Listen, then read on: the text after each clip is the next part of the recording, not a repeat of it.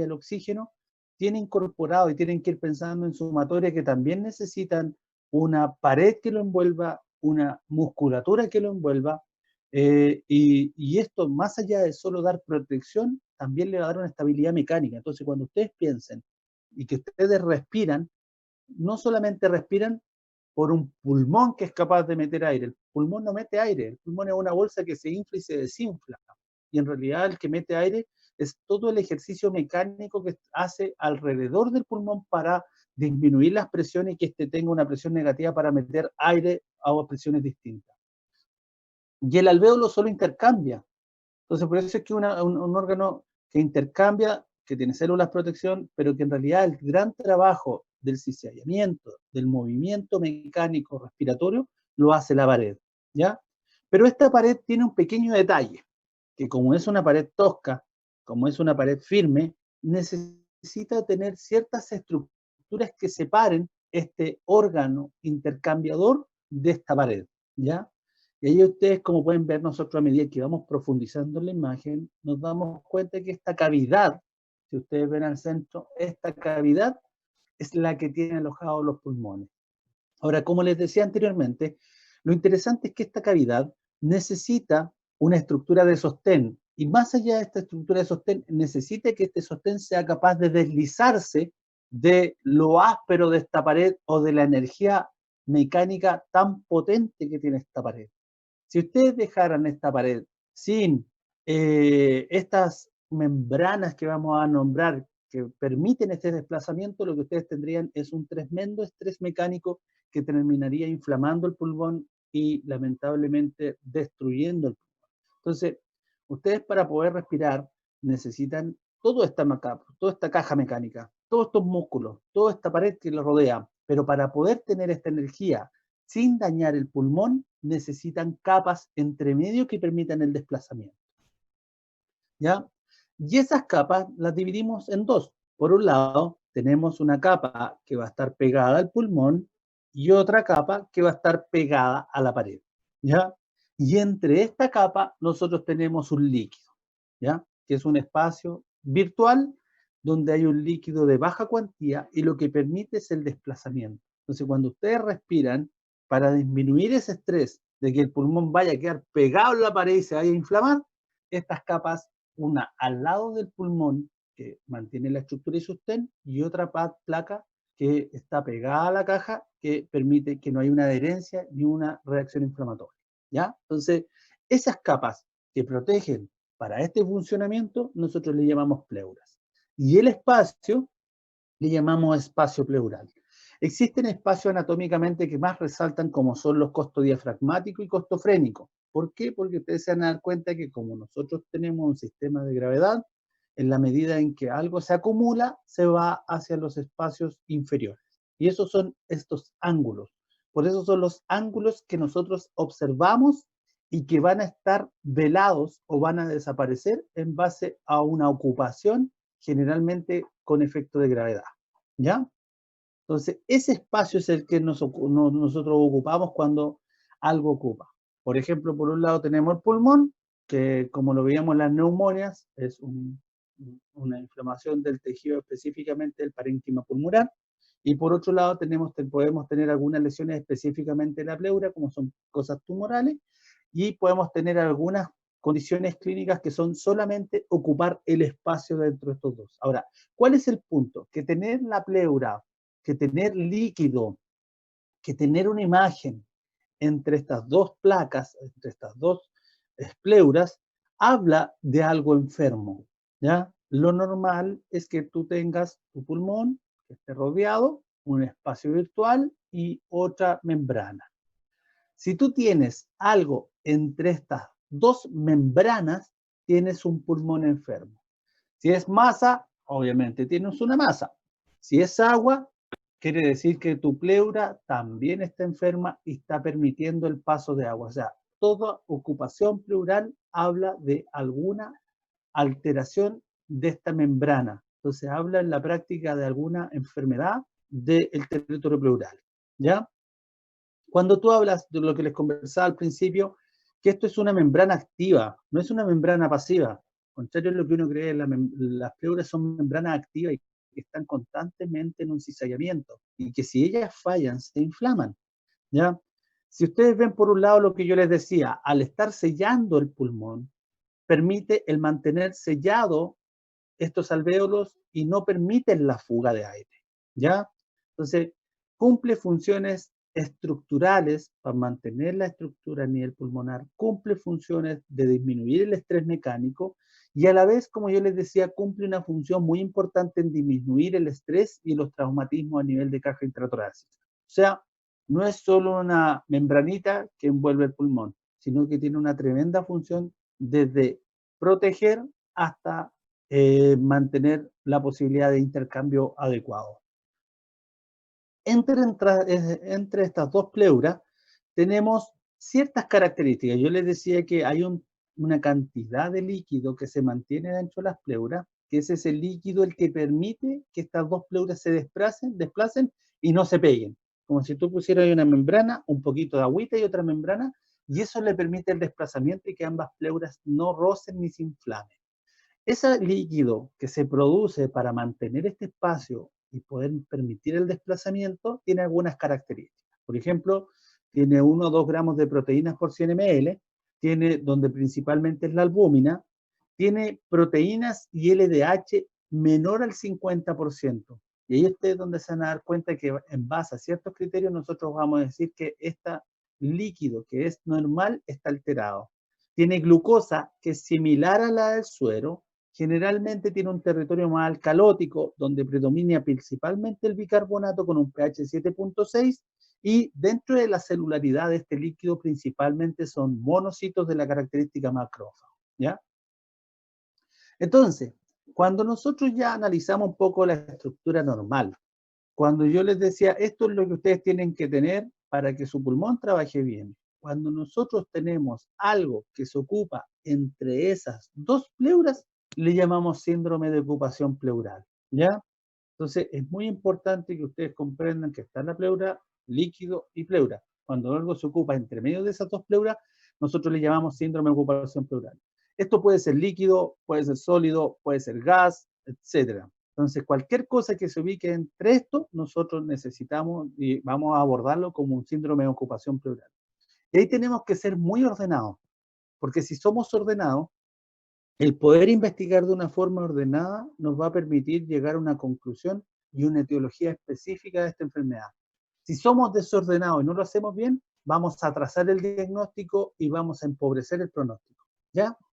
Entonces, cuando nosotros tenemos ocupaciones dentro de estas dos pleuras, podemos tener aire, que lo llamamos neumotórax, podemos tener líquidos, que le vamos a llamar, el que diga sólidos, que le podemos decir que son tumores o algunas herniaciones que pueden haber de la cavidad abdominal. Y por el otro lado, tenemos lo que es líquido. Y dentro de los líquidos tenemos dos grandes grupos. Tenemos un líquido que es sangre, que le denominamos hemotórax, y otro líquido que tiene otras características que principalmente lo vamos a definir según su cantidad de proteína, según su celularidad y según la cantidad de la LDH. Entonces comencemos el primero dentro de las ocupaciones pleurales. Lo primero que tenemos es aire y lo denominamos neumotórax. Dentro de las clasificaciones de neumotórax tenemos espontáneos que pueden ser primarios o secundarios.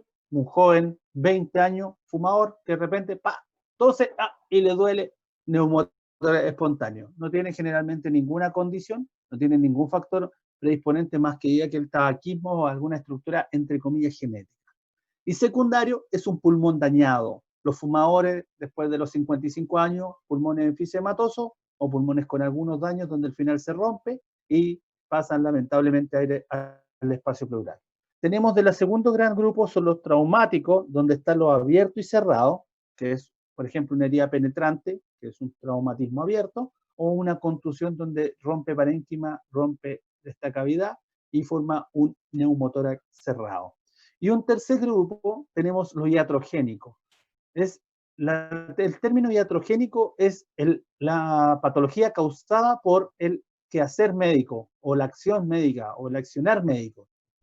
Por ejemplo, biopsia, biopsias por fibrobroncoskopía o alguna instrumentalización de la vía aérea, que esto lamentablemente quiere ser terapéutico, pero lamentablemente tiende a dañar y a dejar alguna secuela o alguna alteración específica dentro de la estructura lastimada, ¿ya? Aquí vemos una imagen, a la izquierda vemos un pulmón normal, ¿cierto? Y a la derecha vemos un pulmón distinto. ¿Alguien se arriesga a describir eso o lo describo yo nomás?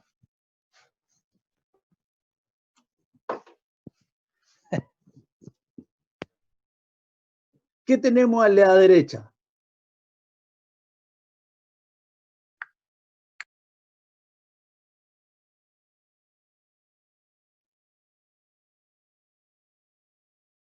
¿Qué diagnóstico le darían al de la derecha?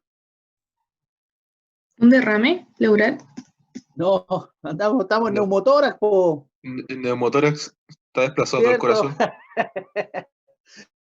Ya, sí, por lo que tenemos, acuérdense que el aire se ve negro y el agua se ve blanco. Entonces aquí lo que ustedes pueden visualizar es, Desplazamiento del mediastino. y lo voy a dibujar, aunque más adelante igual sale, parece que no, ¿cómo puedo dibujar? Este lápiz. Sí, este. ¿Ven el dibujo, cierto?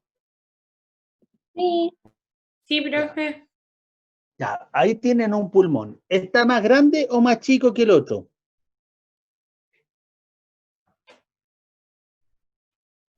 El que acabo de dibujar está más chico, mucho más chico. Ya, este es derecho y este es izquierdo. El izquierdo está más grande, ¿cierto? Este es más grande. Ahora, ustedes van a ver otra cosa. Ven que dentro del pulmón, o dentro de la cavidad que tiene que haber pulmón, ustedes ven que está más negro. Esto negro que se ve, todo esto negro que se ve, significa que hay aire, ¿ya? Cuando ustedes ven blanco, ustedes lo ven como en el otro lado, que tiene que haber como un arbolito y ese arbolito tira ramitas para todos lados.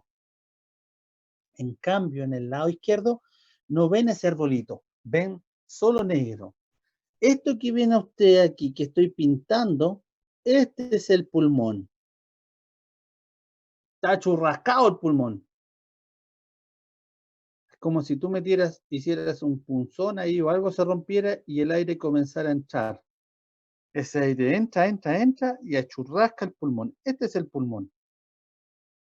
Pero está entrando aire y tiene tanta presión en la cavidad torácica que esto desplaza el mediastino hacia la derecha. Y por eso es que ustedes pueden ver que la tráquea va así. Entonces, aquí, ¿qué tenemos? Tenemos un neumotórax que está haciendo efecto desplazando el mediastino hacia la derecha. ¿Ya? Sigamos entonces. Entonces, dentro de estos neumotórax, que es lo que vieron anteriormente en las imágenes, podemos tener neumotórax espontáneos, que generalmente hablan de esta perforación pleuropulmonar, que lo más común es que terminen en patologías quirúrgicas para resolución, se ubica entre 20 a 70 años y generalmente tiende a ser por una diferencia de presiones que hacen colapsar y al final desplazan el pulmón hacia el contralateral. Tenemos dos neumotórax de los espontáneos. Dentro de los neumotórax espontáneos tenemos el primario, como yo les decía, que generalmente son jóvenes, fumadores, flacos, que pueden, entre comillas, tener alguna alteración estructural que no, obviamente no ha sido evidente, como alguna bula o alguna burbuja en su pulmón, y que esto se rompe. Eso se llama neumotórax espontáneo primario.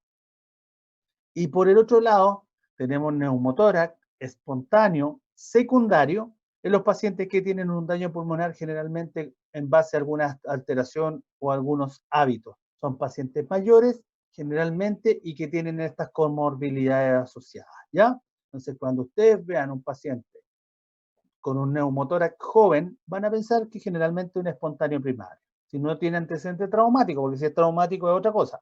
Y otro, el adulto mayor, que llega, por ejemplo, ustedes van a pensar que si tiene alguna patología específica, generalmente se debe a un neumotórax espontáneo secundario.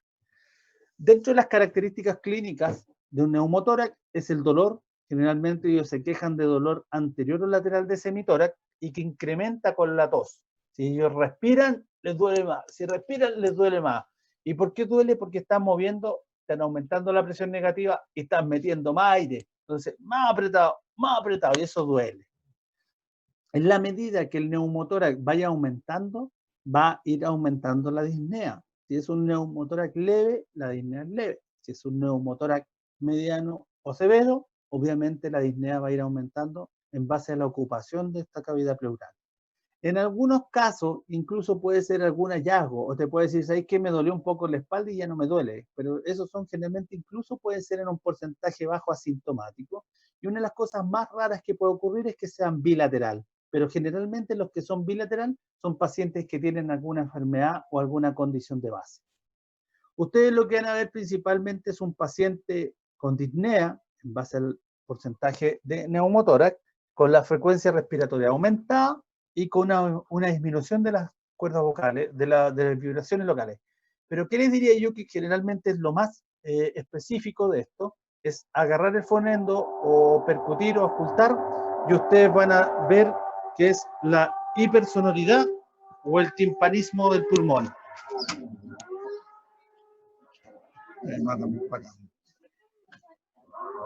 Espérenme un poquito, dejen moverme acá.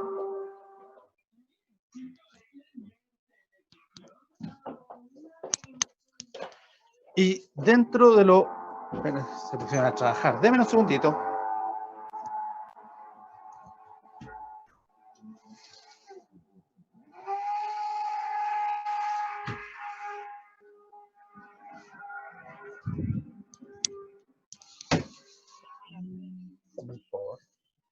Ya, ahí si me escuchan. Sí, profe, todo bien. Ya, entonces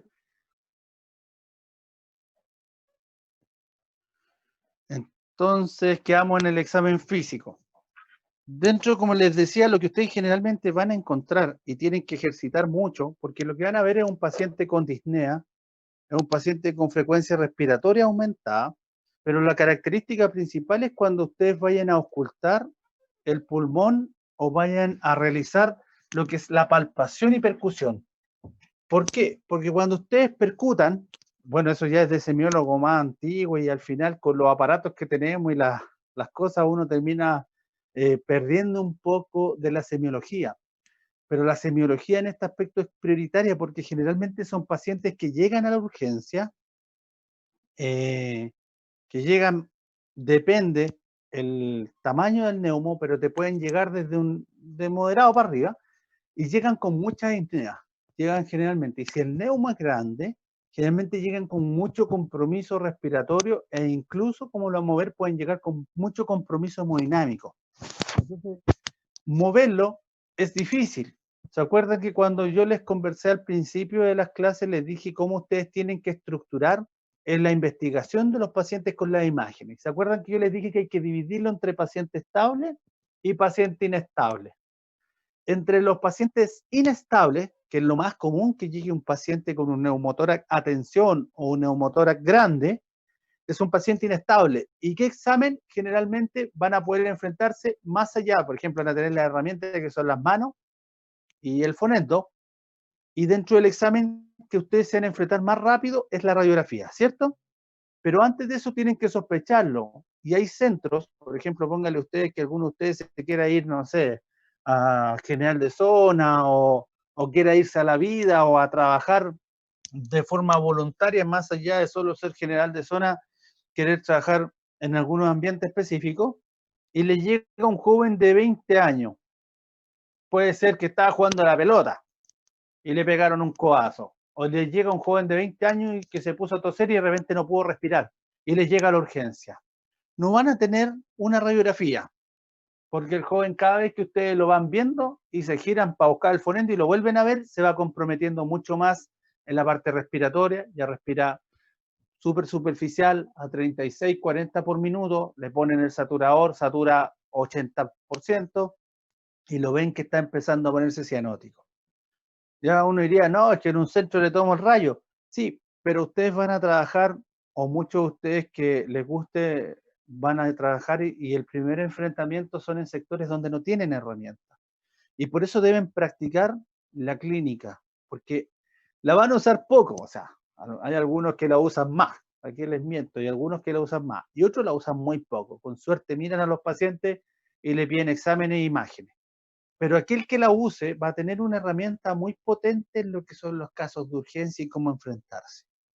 Y si ustedes aprenden bien y saben ver que este joven de 20 años le pegaron un codazo jugando a la pelota en la cancha allá en Puerto Saavedra, para adentro, o donde sea, y le pegaron un codazo y no puede respirar, y ustedes van, lo percuten, obviamente lo inspeccionan, lo palpan, lo percuten y lo auscultan, y ven que al lado donde tuvo la contusión no tiene sonido, se abolió el murmullo pulmonar. Lo percuten y está con un timpanismo, está hipersonoro. En ese momento, ustedes, ¿qué es lo que van a hacer? Van a sospechar inmediatamente un neumotórax, ¿cierto? Que es contrario a si yo les dijera ese joven tuvo un golpe y ustedes van y escuchan mate, ¿cierto? ¿Qué pensarían si el pulmón está mate, con una matidez? Un derrame. Que hay algo, muy bien, que hay algo o líquido o hay algo sólido en el pulmón, ¿cierto? Pero si ustedes escuchan que el pulmón está timpánico y suena como un tambor, ustedes van a decir, este tiene un neumotórax. Y le van a poner algo como lo vamos a ver más adelante y se van a hacer famosos, igual que en las películas cuando llegan, que le pegaron una puñalada en la cárcel o le pegan, etcétera, ¿ya? Pero recuerden eso, la semiología básica les va a ayudar mucho a los que quieran enfrentarse de una forma adecuada, más en ambientes poco agradables o con pocas herramientas. Les va a ayudar mucho a poder enfrentarse y utilizar medidas adecuadas, ¿ya? Entonces, recuerden eso siempre. Si el pulmón está con timpanismo, quiere decir que está mal hacia el lado de un neumotórax. Y si tienen la posibilidad, en un paciente que está inestable, pero tienen un servicio de urgencia con un portátil para realizar radiografía, o tienen en su unidad lo que es específicamente una unidad de radiografía a la mano, pueden utilizar la radiografía, ¿ya? ¿Se puede utilizar la ecografía? También. Lo que ustedes van a ver es lo que conversaba anteriormente. Pueden ver hiperclaridad en el hemitórax, como lo ven ustedes, se ve más oscuro, ausencia de la trama vascular. ¿Se acuerdan que hay unas líneas que se llaman líneas de Kenley? Y esas líneas yo les explicaba que se ven hasta 2/3, ¿cierto? Si se ven hasta el fondo, quiere decir que el agua hay más agua y que está aumentada la trama vascular. Y si no se ven, quiere decir que no hay trama vascular y que está ocupado por aire. Van a ver la visualización del pulmón como se ve ahí, e incluso en las condiciones hipertensivas pueden ver lo que es el desplazamiento que yo les explicaba, el descenso del hemidiafragma y el aumento de los espacios intercostales, ¿ya? Entonces, esa es una radiografía de un un neumotórax hipertensivo. Cuando vean esta radiografía, la pueden ver en grados. Generalmente no lo usamos mucho, pero también ustedes la pueden definir en grados y la pueden clasificar en 3 grados, de acuerdo al porcentaje de cuánto es el colapso del pulmón. Entonces, por ejemplo, si ustedes ven un porcentaje menor al 15%, que va del borde pulmonar a la pared torácica, línea medio clavicular, dicen, este es uno leve. Si va más acá, moderado. Y si ya pasa la línea medio clavicular, quiere decir que es un neumotórax extenso. Dentro de los neumotórax, nuestro terror, para los que trabajaron en urgencia en general, es uno denominado neumotórax atención. Ese es el terror de cualquier médico, entre comillas, porque llega un paciente, como yo les conversaba recién, 20 años, que puede ser primario o secundario, y dentro de esas características es un paciente que está haciendo alguna actividad y te llega en muy mala condición, con este dolor, dificultad respiratoria, etcétera, etcétera. Entonces es un paciente que no te permite ni siquiera moverlo. Entonces, el que lo vea, si ustedes tienen la oportunidad, no sé si decirlo oportunidad, la mala pata o lo que sea, de ver neumotórax a tensión, no se van a olvidar más de ese paciente porque se van a dar cuenta que es un paciente que está con mucho compromiso respiratorio. Y hay un punto muy interesante, que si tú no resuelves rápido, este paciente entra en mucho compromiso hemodinámico. ¿Por qué? Porque ustedes, como ven, al aumentar la presión intratorácica de la ocupación de este aire, comienza a empujar el mediastino y esa empujadita del mediastino, ¿qué es lo que pasa? Empieza a comprimir, las presiones aumentan y aumenta más presión fuera del corazón que adentro. Entonces, ¿qué hace? No permite el llenado ventricular, no permite que el corazón se distienda para llenarse. Y si el corazón no se distiende para llenarse, tú entras en un shock. No hay volumen eyectivo. Entonces, al no haber volumen eyectivo, al disminuir tanto el volumen dentro de las cavidades de tu corazón, tú terminas choqueando y parando. Entonces, esta es la pesadilla, este es el paciente que llega con mucho trabajo respiratorio, que tú estás pensando que es un neumotórax y que decía en qué momento se va a parar. Y estáis cruzando los dedos que ojalá no se pare todavía y te dé tiempo para poder tratar de hacer algo. Pero acuérdense, la característica de un neumotórax, atención, es el compromiso hemodinámico. Si no, lo denominamos neumotórax extenso. Pero cuando lo vemos con agudeza clínica de que está hipotenso, mal perfundido, nosotros hablamos de un compromiso hemodinámico, vamos a hablar de un neumotórax a tensión. ¿Ya? ¿Pero qué? ¿Por qué es tan importante? Sí, sí, con él.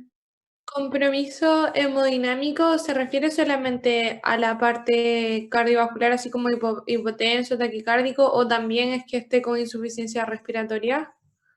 No, compromiso hemodinámico solamente se refiere a la presión arterial y el llene de la microvasculatura. Ah, ok. Pero el paciente ¿Ya? igual se puede presentar con insuficiencia respiratoria, ¿o no? Es que generalmente están en bloque. Cuando un paciente está mal perfundido, está hipotenso y ventila lento, quiere decir que es un paciente que está agotado y que es un paro inminente. Cuando un paciente está taquicárdico y llena al límite y taquipneico, respira rápido, quiere decir que es un paciente que todavía está luchando y que tu ayuda va a ser mucho más útil. Pero cuando tú pillas un paciente con presión baja, ¿cierto? Con frecuencia cardíaca muy baja, o con arritmia, o disparando, o muy alta y ya disparando ciertos ritmos irregulares, mal perfundido y más encima respirando lento, ese es un paciente que nosotros le llamamos engasping. Es un paciente que está agónico y está pronto a fallecer, ¿ya? Pero cuando tú usas el concepto específicamente de hemodinamia, tú hablas de frecuencia, de presión y de llene capilar, ¿ya? Entonces, si vemos un paciente que tiene estas características, que está muriendo, ustedes, ¿qué es lo primero que tienen que hacer? Es sacarle aire del pulmón, ¿cierto? Y esto es lo que ustedes ven en las películas siempre. Que acá dicen, tráeme una aguja y le meten una aguja, ¿cierto? Eso es lo que cotidianamente vemos en las películas que se resuelve fácilmente, ¿ya? Y es así, cuando tú ves un paciente que tú sospechas un neumotórax, atención, y el paciente está con mucho compromiso, está entrando en este compromiso hemodinámico profundo, y tú hiciste tu examen, lo sospechaste y lo certificaste, tú agarras una aguja, una bránula generalmente de un calibre mayor a 18, mayor, esto es inverso, mayor quiere decir que 18, 16, 14 es más grande. Si tú dices 16, 18, 20, 22, esto va achicándose en la medida que aumenta el número. Es inverso en el tema de la bránula. Entonces tú le pides un 18 o un 16 o un 14, tú te ubicas en la línea medio clavicular y pinchas hacia abajito. Eso cae en la cúpula del pulmón. Y al caer en la cúpula permite sacar aire. Y cuando tú lo pones bien, esto suena igual que una válvula de una pelota. Suena así, pss, como desinflándose. ¿Ya? Si tú lo instalas bien, hiciste bien el procedimiento, suena bien. Es un procedimiento bastante seguro y que puede salvar a la persona. Después de eso, lo que uno hace generalmente en base al neumotórax es ponerle un tubo, ¿ya? Porque la bránula descomprime a baja velocidad y necesitamos sacar aire un poquito más rápido y con eso guiarnos un poco más con lo que es el tubo pleural. Este se coloca en el quinto espacio de la línea medio axilar, en el mismo lado donde tuviste el neumo, ¿ya? Que el tubo permite sacar aire más rápido y después regular en base a las presiones de aspiración, etcétera, etcétera. Pero el primer procedimiento es descomprimir el pulmón. Ese es el manejo del neumotórax a tensión. Cuando el neumotórax no es a tensión, y eso en un paciente estable, nosotros podemos, incluso los que tienen bajo porcentaje, los podemos vigilar y mirar solamente, ¿ya? ¿Por qué? Porque en general no van a tener mayor conflicto. El problema es que cuando son porcentajes pequeños, y en general yo les decía que el neumotórax se reabsorbe muy lento, se reabsorbe alrededor del 1% por día. Por eso es que si tú tienes un derrame y este derrame no es evacuable, al final uno te coloca el tubo porque te va a reabsorber solo entre 30 ml diario, y si tenía un derrame de 500 ml te va a tomar un mes entero. Entonces por eso nosotros a veces colocamos tubos investigando las condiciones, es para que haya una reabsorción de lo que hay en la ocupación pleural mucho más rápido, ¿ya? Pero como les digo, en general cuando hay pacientes estables, hay pacientes que tienen poco criterio de severidad, uno podría incluso dejarlos vigilando. Si no, uno utiliza lo que es el drenaje con el tubo pleural, que es el drenaje pleural, y estos van a caída a una trampa de agua. Antes se usaban trampas de agua en base a frasquitos con agua. Y estos frasquitos tenían una cantidad de agua y eso era similitud a la presión que estos aportaban como presión de aspiración o presión negativa. Pero actualmente tenemos estas pleurostomías, como ustedes ven a la derecha en la parte inferior, que vienen con mano confeccionada completamente, ¿ya? No usamos las trampas de agua en botellita, ahora se usa este Pleurocam. Entonces ahí ustedes lo ven, que en el quinto espacio se coloca este tubo se posiciona en el espacio pleural izquierdo en este caso, y eso se conecta a esta caída y uno le pone qué presión de aspiración quiere específicamente como valor negativo, ¿ya? Si eso es para corregir que el aire salga, solo para eso, es para que el aire no esté haciendo presión en el pulmón y te deje respirar. Y tú respiráis, y como si hay una fuga, esa fuga se va por la pleurostomía para afuera y el Pleurocan, el aparatito ese, la cajita de zapato, le va botando el aire para afuera. Pero tú tienes que buscar por qué pasó esto, ¿ya? Si tú buscas, tú vas a poder corregir. Y en este caso, una de las formas en que se puede buscar es ingresando con una videotoracoscopía.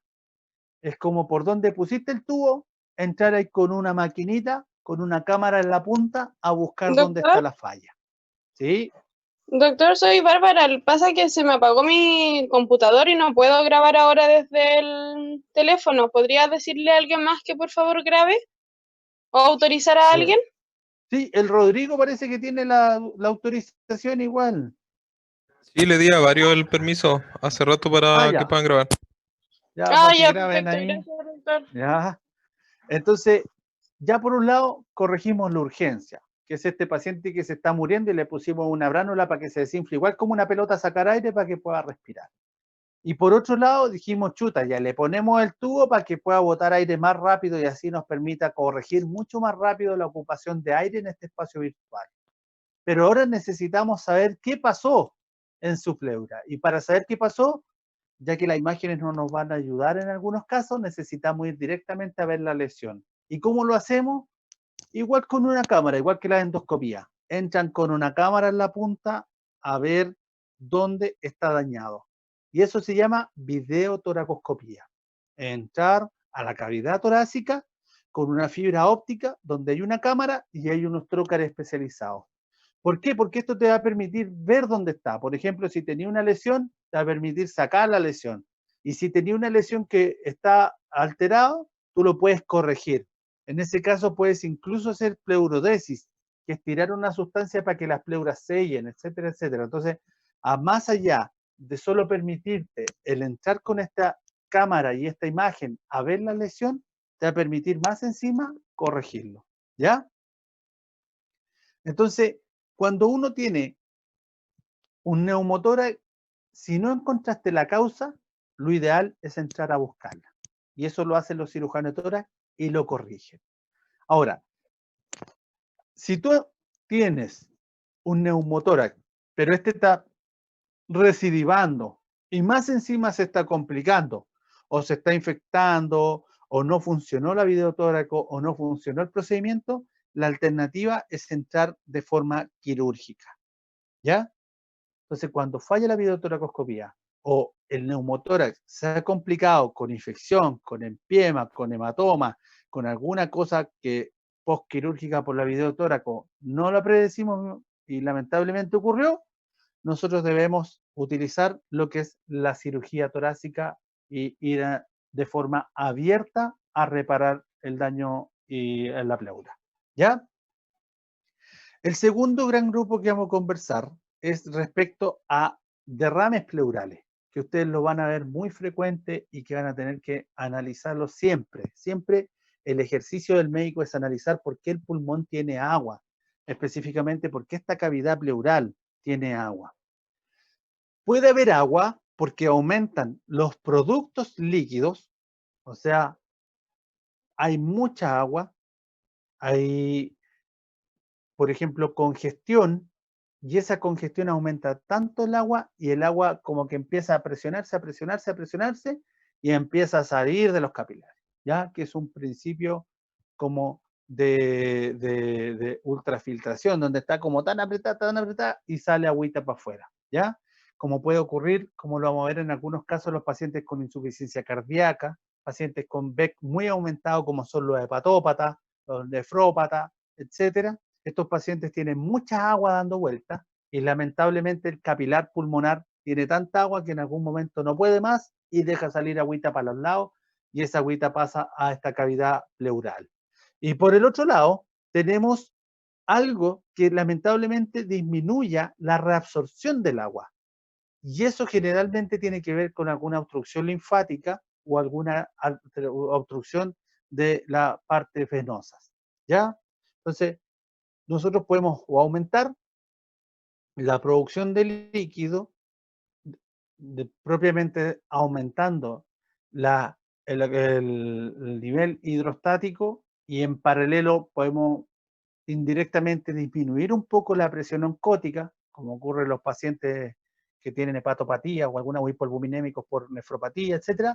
Y el otro gran grupo es el que nosotros disminuimos la reabsorción del retorno del pulmón, o obstruimos lo que es la obstrucción linfática, o lamentablemente obstruimos lo que es el retorno venoso. Y al disminuir el retorno venoso, nosotros aumentamos la presión intracapilar también, y en paralelo, como les decía anteriormente, tienden a fugar para afuera. Ese líquido que queda en este espacio, ustedes siempre tienen que investigarlo. Ahora, ¿cuál es el problema? Que generalmente la clínica de tener un derrame pleural es súper silenciosa. Clínicamente no se dan ni cuenta. Incluso hay pacientes que llegan con una ocupación completa del campo pulmonar y ni siquiera ellos se han dado cuenta que tienen agua dentro de la cavidad pleural. Es un proceso sumamente silencioso y que está muy correlacionado a la velocidad de instalación. Si se instala agudo, el paciente lo va a sentir. Si se instala subagudo, no lo va a sentir mucho. Y si se instala crónico, no se va ni siquiera a dar cuenta. Y ustedes se van a dar cuenta que los pacientes insuficientes cardíacos, que los pacientes renales, los pacientes hepatópatas llegan con los pulmones 1/3 borrados por agua en las cavidades pleurales. Y ellos ni siquiera se han dado cuenta. Entonces, lamentablemente, la clínica de estos pacientes es muy en específica y es una clínica que lamentablemente no es correlacionada con el grado de compromiso pulmonar, ¿ya? Donde generalmente nosotros vamos a enfrentarnos a los derrames pleurales por las radiografías de tórax. Y en ese gran grupo también se incorpora lo que tiene la utilidad de la ecografía de tórax, ¿ya? Ahora, ¿por qué pongo radiografía? Porque generalmente lo que ustedes de forma cotidiana o habitual le van a solicitar a sus pacientes es una radiografía. Y en esa radiografía se van a dar cuenta que viene un velamiento. ¿ya? Y uno dice, chuta, veo velado tu lado izquierdo inferior. Ahí como ustedes lo ven, se ve esa curva, Damasu, y esa curva muestra que hay ese velamiento. Aquí lo vemos lo mismo, pero lo vemos en la póstero anterior, donde hay un velamiento hacia la parte posterior. ¿Ya? Igual la misma curva. Aquí, si ustedes se dan cuenta, vemos un derrame sectorizado con un desplazamiento específicamente del campo pulmonar derecho. Aquí vemos un derrame pleural redondo, que es en una cisura, donde está la división entre el pulmón de arriba con el de abajo, hay cisuras. Y en ese espacio pleural donde hay cisuras, incluso se puede acumular líquido. Y eso se llama un derrame redondo, como ustedes lo ven ahí. Si uno lo ve, hubiese pensado en tumor o en neumonía, pero no, era agua, ¿ya? Y aquí, como ustedes lo ven en esta imagen, incluso podemos tener derrames de alta cuantía, extensos, que pueden comprometer completamente un campo pulmonar, ¿ya? Incluso en algunos momentos, en el pasado, si ustedes se dan cuenta aquí, se utilizaba mucho la radiografía en posición y veían que en la posición en bipedestación no había derrame, pero recostado y lateral hacia el lado de sospecha sí había derrame. Entonces, ¿cuál es el problema principalmente de la radiografía? Que la radiografía ve porcentajes de volúmenes altos. Tú, para poder ver un derrame de estas características, que uno lo ve tan pequeño, son sobre 300 ml. Incluso se escriben hasta 500 ml. O sea, imagínense medio litro de agua en el pulmón para poder verse de esa forma, chiquitito. La que tiene mayor sensibilidad y te permite un poquito menos de volumen es la posterior anterior, o sea, de las radiografías. La que te da más sensibilidad del derrame es la posterior anterior o la proyección lateral hacia el lado afectado. Si tú quieres ver este derrame significa que tiene mínimo entre 1,5 litros y 2,5 litros en el pulmón. Entonces, por eso es que la que tienen sensibilidad, como yo les decía, o es la posterior anterior y principalmente la lateral o la proyección recostado.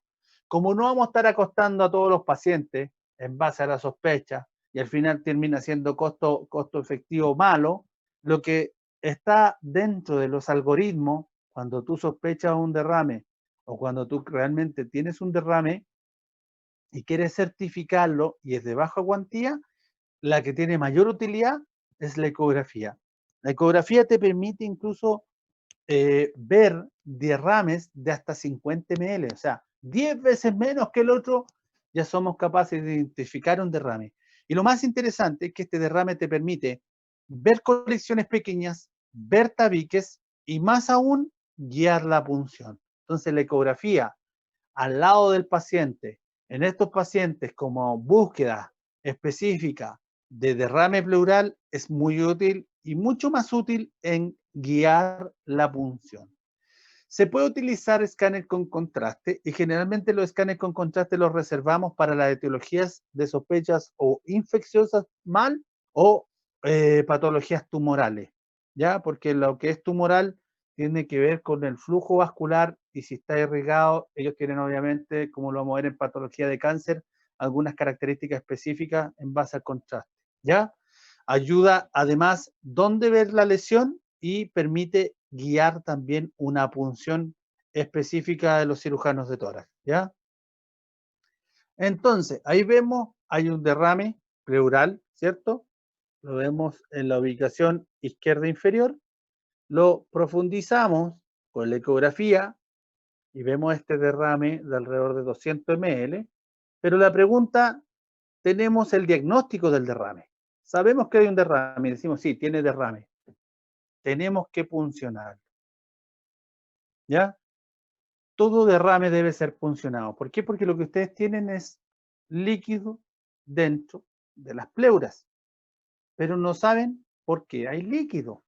Y puede ser desde agua a pasando por muchas otras causas, incluso terminando en un tumor. Entonces, siempre que ustedes identifiquen, tienen que realizar este procedimiento que se llama toracocentesis, que es ir a puncionar donde está el derrame, y generalmente nosotros puncionamos la ubicación específica donde está el derrame, y más allá de la ubicación de qué vértebra, que uno tiende a elegir, que diga de qué espacio, uno tiende a elegir los espacios intercostales más inferiores.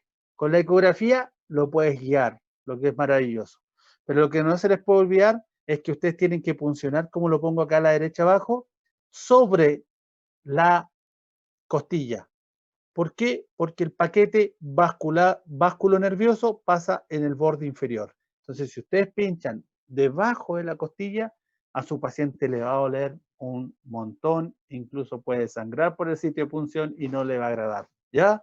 Entonces, no olvidar nunca que se pincha sobre la costilla debido al paquete básculo nervioso que hay y en la parte inferior, ¿ya?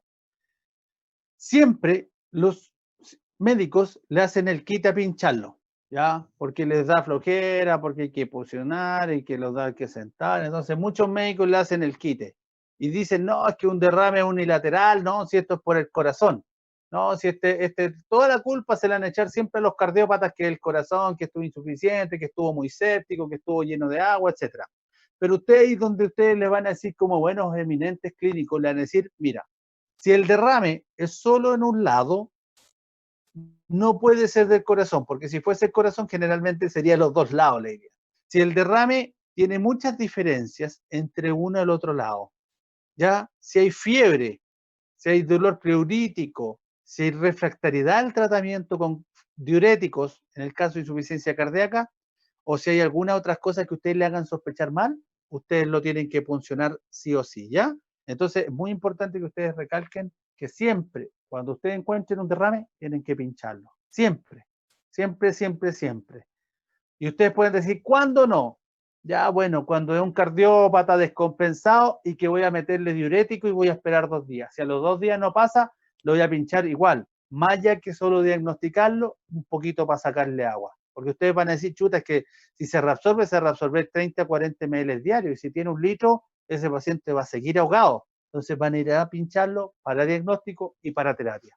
Pero el concepto es que siempre se deben pinchar los derrames, a no ser que ya tengan una etiología ya diagnosticada del derrame. Doctor, ¿y si el volumen del derrame es menor? ¿También se pinta? Se puede, menor que 30 ml ya casi no es derrame, puede ser el líquido pleural, no, ojo. Ah, ya, tiene que ser a 3, ya, Sí, arriba de 30. Sí, por eso, sí, nosotros, de hecho, tú podrías pinchar líquido pleural si tú pones el ecógrafo y veis las dos pleuras y vais a ver un pequeño espacio. Generalmente cuando uno ve ese espacio pequeño y lo calcula en volumen, y uno dice tiene 30, 40 ml, uno no lo pincha porque asume que es el líquido normal. Pero cuando tiene sobre 50 ml o cuando ya ves un espacio virtual mayor de 2, 3, 4, 5 centímetros para arriba, tú sí lo funcionas, ¿ya? Porque como te digo, porque más allá que solo ser terapéutico puede ser diagnóstico y tú puedes pillar algunas enfermedades solo funcionando el derrame. Entonces, ahí tú lo pinchaste. ¿Por qué lo pinchamos? Porque es tan importante que nosotros podamos definir específicamente si ese es un líquido que es pura agua o es un líquido que tiene algún otro soluto. Si es pura agua, le vamos a llamar transudado. Y si tiene algunos solutos, le vamos a llamar exudado. ¿Ya? ¿Por qué? Porque tienen que recordar lo que yo les decía al principio, que el líquido no tiene muchas proteínas, que el líquido no tiene LDH alta, que el líquido tiene la glucosa igual que todos los otros compartimentos y que el líquido no tiene células más que algunos macrófagos. Si tú pillas gérmenes en la pleura, es lo mismo que decir un hemocultivo positivo. No puede haber gérmenes en este líquido. O sea, imagínate, tú vayas a pinchar una neumonía, la neumonía no te ha respondido al tratamiento antibiótico y ya hay 3 días, 4 días, 5 días con antibióticos, le estáis dando un buen antibiótico y vais y veis que tiene un derrame de unos 80 ml. Lo puncionas y te das cuenta que en realidad tiene un bicho específico en este derrame al cual no le estás pegando, que está resistente. Entonces te va a cambiar todo el panorama y te va a cambiar toda la expectativa de vida, ¿ya? Entonces, cuando vean derrame, pínchenlo. Y recuerden, si en el derrame hay proteínas, hay LDH alta, la glucosa está alterada o tienen polimorfonucleares, ustedes van a decir, este derrame no es normal. ¿Ya? Si pillan bacteria, van a decir, no, este derrame tiene bacteria, no, eso no es normal. Tener una bacteria en la cavidad pleural es como tener una bacteria en la sangre. Son cavidades estériles, por lo cual indican que está infectado. No es como la orina cuando dicen tiene una bacteria sintomática, no, no la pesquís porque eso no es nada, en las mujeres en edad fértil. Aquí no, tú pillas una bacteria en cavidad pleural, quiere decir que tiene un bicho infectando. Y lo mismo con el hada. Si tú lo pinchas y tiene un hada elevado, más te indica todavía que tiene una TBC de características en pulmonares o extrapulmonares. ¿Ya? Entonces siempre recuerden eso. Pinchar para el primer enfrentamiento es si es un líquido o es un líquido con algo más. Las causas de un líquido, tú te puedes dar cuenta que puede ser un corazón malo, una cirrosis hepática, un síndrome nefrótico, los que están en peritoneodiálisis, etcétera, etcétera, etcétera, etcétera. Pero por el otro lado, si tú no lo identificas, si le echas la culpa solo al corazoncito, o que algo pasó, que le echaste mucha agua en la reanimación, y te das cuenta que puede ser otro espectro de enfermedad, y en ese espectro puede ser o algo bacteriano, como hablábamos recién, o algo de una TBC pleural, o puede ser incluso una patología oncológica, como es un adenocarcinoma, o incluso otras patologías como la vamos a ver que son enfermedades del mesénquima. Entonces, las patologías más frecuentes, como lo veíamos recién, las vamos a conversar cortito. Lo más que ustedes tienen que saber específicamente es que el transudado, el tener solo agua en el pulmón, en la cavidad pleural, generalmente, en forma mayoritaria, es por una insuficiencia cardíaca. Y después viene en segundo lugar lo que es daño hepático y en tercer lugar lo que es el riñón malo. Y por el otro lado, las causas dentro de tener un pulmón con un aumento de celularidad o un aumento de ciertos otros solutos, habla de enfermedades que pueden ser o infecciosas, que lo vimos mucho en el pasado como eran los derrames paraneumónicos, o puede ser tuberculosis, que también se vio mucho en el pasado y en Arica quedan pocos, pero quedan. Y por último, que va entrando con fuerza las patologías malignas, que son los cánceres de pulmón. ¿Ya? Entonces, esos son los dos grandes grupos. Entonces, cuando tú haces un buen enfrentamiento de este derrame, lo puncionas y te puede guiar para dónde va la cosa. Te puede decir, ¿sabéis qué? Yo tengo un poquito de agua en el pulmón porque tengo esto, otra cosa. Entonces te puede guiar. Por eso es tan importante enfrentarlo de una forma escalonada y una forma ordenada. Cuando tú le sacas líquido del pulmón, lo primero que tenés es verla, ¿ya? Pero tiene baja especificidad. O sea, podéis verlo amarillo, no, es que esto tiene esto. Podéis verlo turbio, verde, no, esto está infectado. Si lo veis claro como leche condensada, tú decís, no, esto tiene un kilotórax.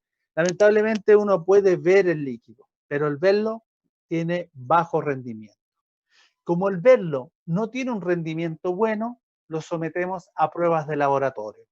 Y en esas pruebas de laboratorio lo que nosotros utilizamos era lo que yo le expliqué al principio, que la cavidad pleural y el líquido pleural tiene LDH baja, ¿cierto? Y tiene proteínas bajas, por lo cual, si tiene proteínas altas y tiene LDH alta, habla de que este líquido es un exudado.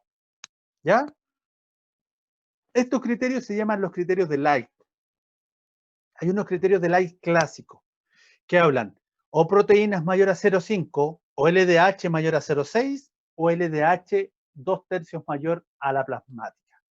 Por lo que yo les decía al principio, que el líquido pleural tiene menos de 0,5 proteína y menos de 0,5 LDH, ¿cierto? Entonces, si ustedes tienen más, significa que tienen un exudado. ¿Entendido? Y eso tiene buena sensibilidad y buena especificidad. Obviamente con el tiempo ha ido profundizándose más aún y los criterios de Light ya pasaron de ser 3, que es lo que ustedes tienen que saberse sí o sí, pero lo que más me importa es comprender. Yo le diga, oye, ¿por qué el corte en 0,5 de proteína? Usted me dice, ¿sabe qué? Porque el líquido pleural tiene un porcentaje menor al 50% de proteína, por lo cual si está aumentada las proteínas, quiere decir que en esa agua dentro del pulmón no es solo fuga de agua por el capilar, sino que está fugando agua más algunos otros solutos. Y como nos quieren hacer la vida más difícil algunos investigadores, fueron poniendo más criterios. Ellos dicen que es para perfeccionarlo, otros dicen que es para arruinarlo y hacerlo más difícil, pero en general sí nos ayuda un poco porque cuando tú tienes dudas o cortes muy al filo, te permiten tener una sensibilidad y una especificidad mejor. Ahí se incorpora lo que es colesterol y los que son gradiente albúmina y los que son bilirrubina. Pero lo que ustedes tienen que saberse muy bien es específicamente esos 3 criterios de Light y saber que si pillan o colesterol alto o albúmina muy alta o algunos gradientes muy altos, obviamente quiere decir que la estructura está alterada y que está dejando fugar agua más soluble. Cuando ustedes ven triglicéridos dentro del líquido pleural y en una condición muy elevada, ustedes van a decir, esto es un kilotórax, o esto tiene otras características de contenidos lipídicos. Por eso es que cuando uno le pide kilomicrones, uno va a decir esto es 100% un kilotórax, ¿ya? A veces, antes en el pasado, se utilizaba lo que es el lactato para ver derrames complicados de los no complicados, porque acuérdense ustedes que el lactato, o el lactato deshidrogenasa, ¿ya? O todos estos productos intermediarios, quiere decir que la bacteria no puede hacer el ciclo completo. Entonces, cuando ella agarra glucosa, hace el ciclo hasta la mitad y la bota. Entonces, ella va combustionando rápidamente, pero va dejando productos intermediarios. Y lo mismo nosotros cuando estamos en hipoxias. Si nosotros estamos muy hipóxicos, nuestras células, o muy lastimadas, ellas agarran el azúcar y para poder sobrevivir, llegan, la combustionan hasta la mitad y la botan al tiro. Y así logran. Por eso es que nosotros cuando estamos en ambientes hostiles como hipoxia, nosotros combustionamos y elevamos los productos específicamente de combustión intermedia. Y cuando hay bacterias, las bacterias, su ciclo metabólico es solo intermedio, ¿ya? Cuando vemos, le pinchamos y le tomamos, si nosotros vemos amilasa, incluso la podemos medir cuando la sospechamos, hay 2 tipos de amilasa, una amilasa que viene del páncreas y una amilasa que viene del esófago, de la saliva. Si tú sospechas, por ejemplo, obviamente no, performance clínicos distintos, las de roturas esofágicas generalmente son pacientes adultos con algunas comorbilidades, etcétera, y si tú le pincháis y sale alto, va a decir, no, esto invariablemente que es una ruptura del esófago. Y si tú por el otro lado le pinchas el líquido y ves que la amilasa pancreática es alta, tú puedes decir incluso que tiene compromiso porque el páncreas está colindando por abajo e incluso puede fistulizarse hacia la cavidad pleural, ¿ya? Pero son generalmente estudios excepcionales, estudios por sospechas. Lo que nosotros generalmente hacemos es estudiar en los criterios, definir si es transudado, si es exudado, y si es exudado, definimos si es infeccioso, como lo vamos a ver en la siguiente, definimos si es TBC, ¿ya? Decidimos y vemos si es para oncológico, que diga es paraneoplásico, ¿ya? Es muy raro que nosotros utilicemos otros criterios como buscar de rotura esofágica porque ya es por sospecha y el dolor del esófago perforado se va a dar cuenta al tiro. Es muy raro que un páncreas en esta época fistulice hacia el tórax, ¿ya? Lo van a ver una vez en miles y generalmente van a tener el diagnóstico antes de la pancreatitis, etc. Es muy raro que puncionemos una artritis reumatoidea y le pillamos ANO y factores reumatoideos y C3 y C4, eso no lo utilizamos generalmente, porque la clínica de estas patologías son orientativas hacia su etiología específica. Pero si el derrame uno tuviera duda y quisiera estudiarlo específicamente, podría pedir también estas cosas, ¿ya? Entonces acuérdense de eso. Lo que sí utilizamos es la glucosa, y como yo les decía, principalmente porque la glucosa en el líquido es normal. Si está baja, ¿qué quiere decir? Que alguien se la está comiendo. Y generalmente son gérmenes en un 80%. En un 30% son tumores y mucho menos frecuente o menos comida de glucosa son las tuberculosis, ¿ya? Otra de las cosas que usamos para el pH, que diga para el líquido también, es el pH. Si el pH está alcalino, hablamos que es agua. ¿Se acuerdan que les dije que la mayor cantidad de agua dentro de la cavidad pleural está con bicarbonato y eso es alcalino? Pero por el otro lado, Si el pH está ácido, nos orienta generalmente a que hay un cuadro infeccioso sobreagregado, y eso generalmente, si va el pH mientras más ácido está, más se correlaciona en que la mortalidad va a aumentar y que la terapia no va a ser buena cuando tengamos que reparar la pleura. No pegan las cosas que vamos a utilizar en pH ácido. Y dentro de estos aspectos, implica mucho que cuando tú tomas líquido, se puede hacer una tinción Gram, que un directo es para ver la característica específica, y que si sale un Gram, tiene gran poder en poderte avisar que hay una bacteria específica, pero lamentablemente no tiene alta sensibilidad. Entonces, si sale negativo, nos da lo mismo. Ya lo que realmente vale es el cultivo del líquido pleural, porque el cultivo es el que te va a dar específicamente el germen y cómo matar el germen.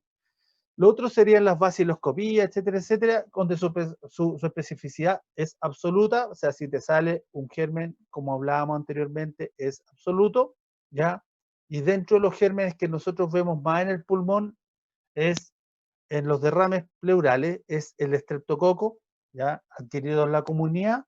Y dentro de los hospitales, el que vemos más asociado a derrame pleural es el estafilococo, y en un grupo de un 25% el meticilino resistente. ¿Ya? Entonces, resumiendo un poco lo anterior, cuando tú ves un líquido, ¿ya? Tienes que ir a puncionarlo para saber de qué naturaleza y cómo tratar. Hiciste la toracocentesis, sacaste el líquido y lo llevaste a los criterios de la ISTA. Te va a salir que es un transudado, si tiene criterios específicos, y te va a decir, no, un transudado es pura agua. O sea, algo en su cuerpo aumentó la congestión, disminuyó el poder intravascular y el agua está saliendo para afuera. Eso es en corazón, o en riñón, o en hígado. Y por el otro lado, dijiste, los criterios de Light han aumentado. Ah, entonces tiene un exudado. Si tiene un exudado, nosotros vamos a pensar, ¿cuáles son las causas más frecuentes de exudado? No, la primera es que tenga bacteria o que esté infectado. Entonces le voy a pedir un estudio citológico para el polimorfonucleares, y en paralelo voy a pedirle un cultivo de Gram, y voy a ver si sale una bacteria específica en el pulmón. El segundo te voy a decir, no, por casuística puede ser una tuberculosis. Ah, ya, le voy a pedir, ¿cómo lo vamos a ver? Un ADA, un examen específico que nos va a orientar a que este líquido es por tuberculosis. Y dentro de este grupo, los ADAs también pueden dar asociación en algunas patologías hematológicas como los linfomas. Y el tercer gran grupo, tú vas a decir, ¿sabes qué? Puede ser un cáncer. Entonces le voy a pedir citología, ir a ver células del cáncer dentro del líquido. Entonces, cuando dijiste al principio, no, puede ser infeccioso bacteriano. Ah, las bacterias que puede tener pueden ser un estreptococo o pueden ser un estafilococo.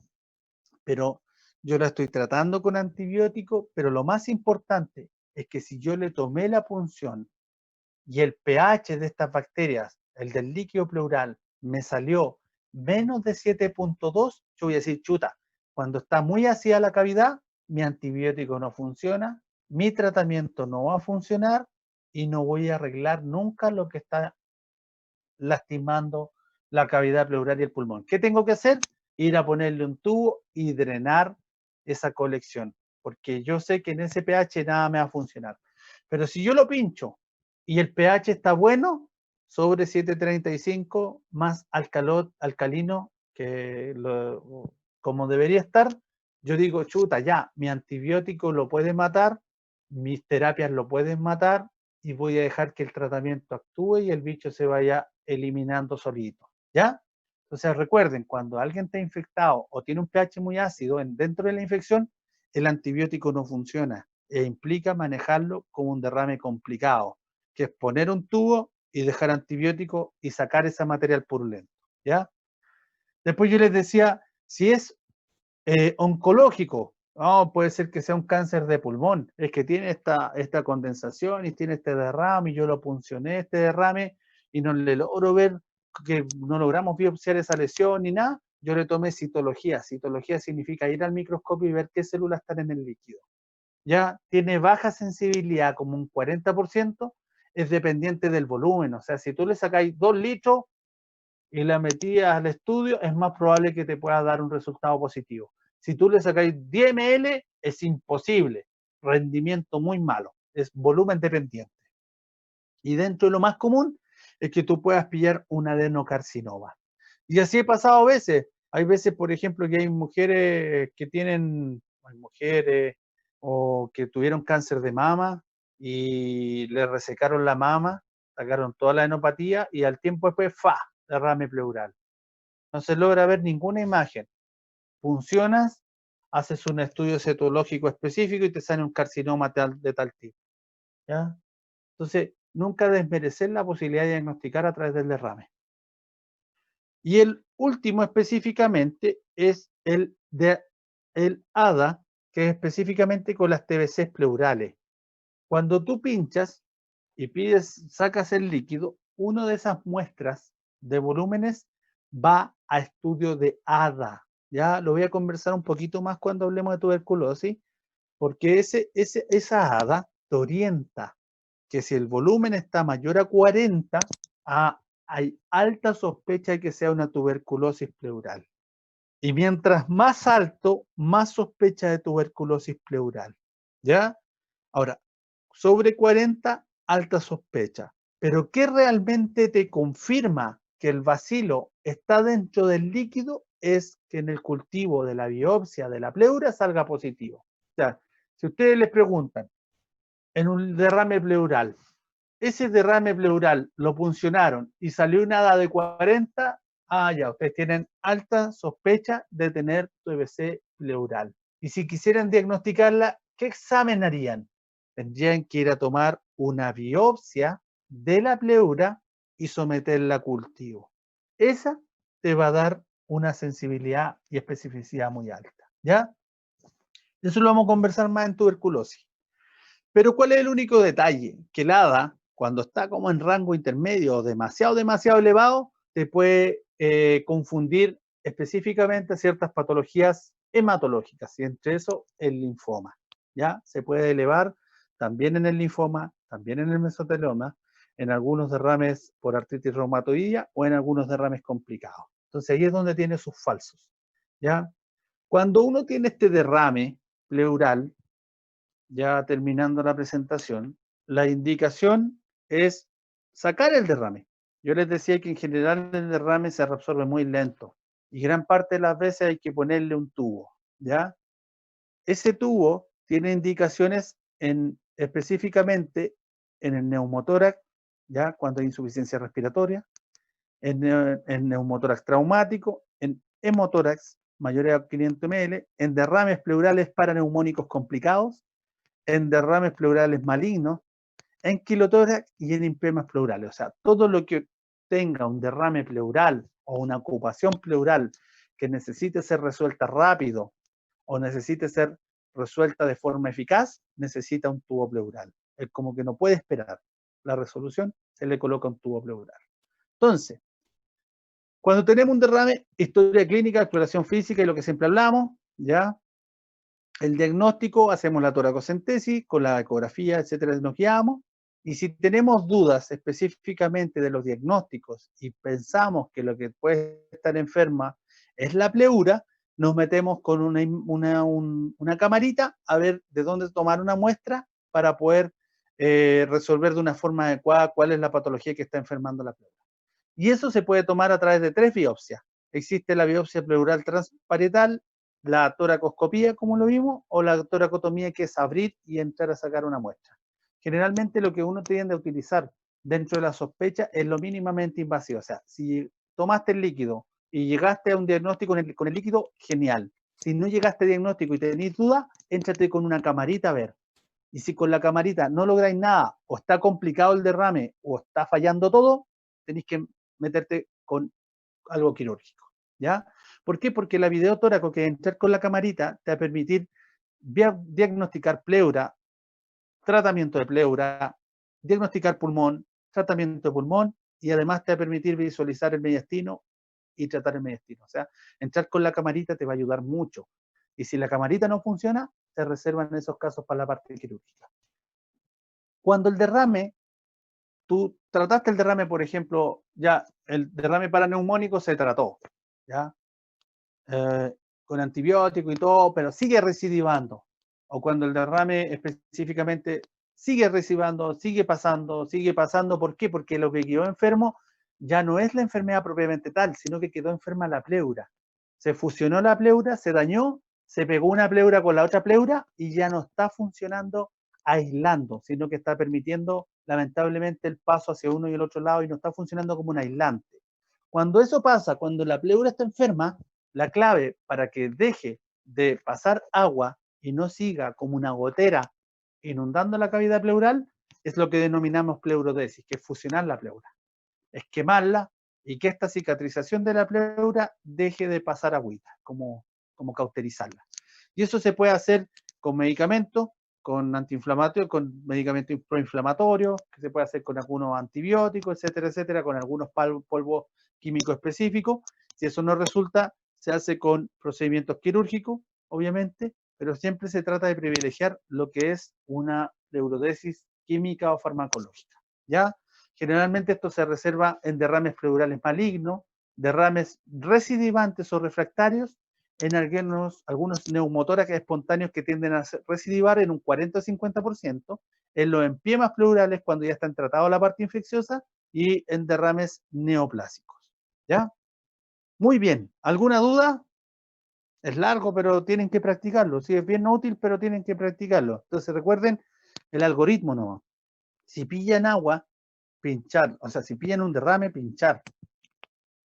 Y en base a ese pinchazo, dividir. O es agua pura o es agua con soluto. Si es agua con soluto, es infeccioso. Puede ser infeccioso bacteriano, infeccioso por tuberculosis, o es algo hematológico, como un linfoma, o por el otro lado es algo oncológico, como un cáncer de alguna parte que está llorando a través de algunas células en el derrame pleural. Y así ustedes van a poder orientar hacia dónde le va la cosa y a la vez van a poder definir un pronóstico y un tratamiento. ¿Ya? ¿Dudas o nos vemos el miércoles? ¿Todo claro? Ya. Muy bien. Nos vemos el miércoles entonces.